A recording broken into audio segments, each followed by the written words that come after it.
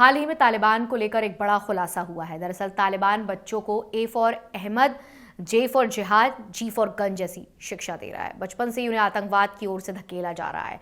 मुवैद बनेई नाम के एक शख्स की कहानी सामने आई है जो गृह युद्ध के समय से लेकर 2001 तक अफगानिस्तान में रहा और उसने तालिबान को उभरते हुए देखा। इंडिपेंडेंट की रिपोर्ट की एक शख्स की कहानी सुनाई गई जो कि तालिबान का सुसाइड बॉम्बर बनने वाला था, लेकिन वो बच गया।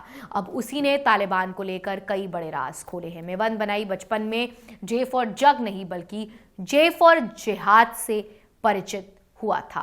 अब आपको बता दें, मेवंद बनाई उस समय उत्तर पश्चिम पाकिस्तान के एक इस्लामी स्कूल में पढ़ते थे जो कि शरणार्थी कैंप में रहते थे और मदरसा में पढ़ते थे, जहां उनका परिवार अफगान गृह युद्ध से बचकर आया था। आज लगभग 3 दशक के बाद वो दुनिया बनेई की मौजूदा जिंदगी से बिल्कुल अलग लगती है। बनेई आज इंग्लैंड के उत्तरी हिस्से में NHS की एक फिजियोथेरेपी क्लिनिक में काम करते हैं। आज जिन हाथों से वो लोगों का दर्द कम करते हैं, उन्हीं हाथों ने कभी AK-47 थामी थी। काबुल के पश्चिमी हिस्से की एक गरीब मोहल्ले में पश्तून परिवार में जन्मे बनेई की शुरुआत यादें सोवियत कब्जे के दिनों की थी। कैसे उभरा था तालिबान मुजाहिदीन जो अमेरिका और बाकी पश्चिमी देशों से हथियार और उसके समर्थन हासिल करते थे। उन्होंने 1989 में सोवियत सेना देश से निकाल दिया, लेकिन कब्जे और दमन के एक दशक के बाद वही समूह आपस में सत्ता और युद्ध की लूट को लेकर भीषण लड़ाई में उलझ गए। गृह युद्ध ने पूरे मोहल्ले को निगल लिया और उसकी राख से तालिबान उभरा। तालिबान जिसका अर्थ है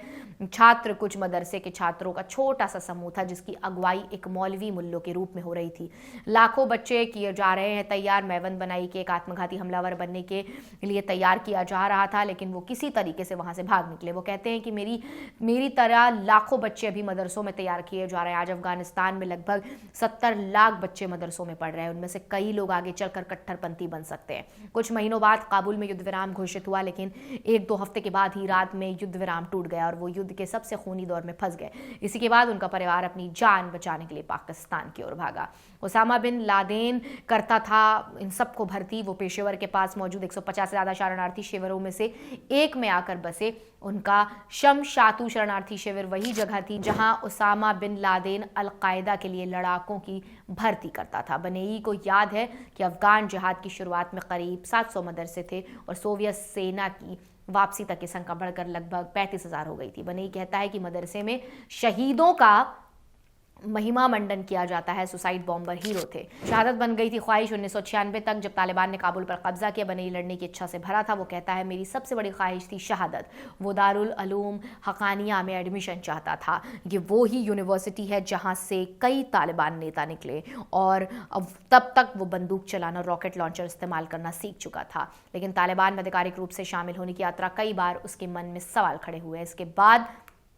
इसी के बाद बनेई की जिंदगी वहां से बदली जहां उसके पिता ने उसका दाखिला एक सेक्युलर स्कूल में करा दिया। धीरे धीरे शिक्षा मिलने के बाद उसकी सोच धार्मिक कट्टरता को चुनौती देने लगी। इसी के बाद 2001 में वो ब्रिटेन भागने में कामयाब होगा। यहीं से उसकी जिंदगी बदल गई। हथियार उठाने वाले हाथ लोगों के इलाज में लग गए।